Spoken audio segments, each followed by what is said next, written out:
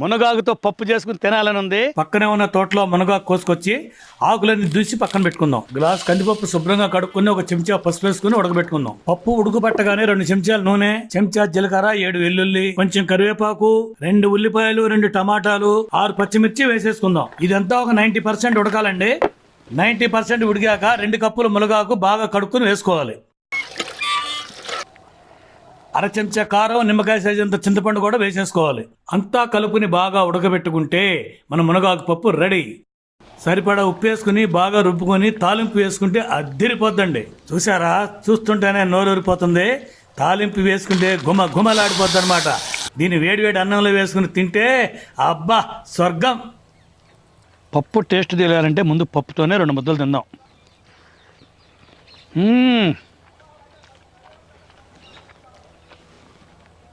Super అంటే super, బ్రహ్మాండంగా ఉంది.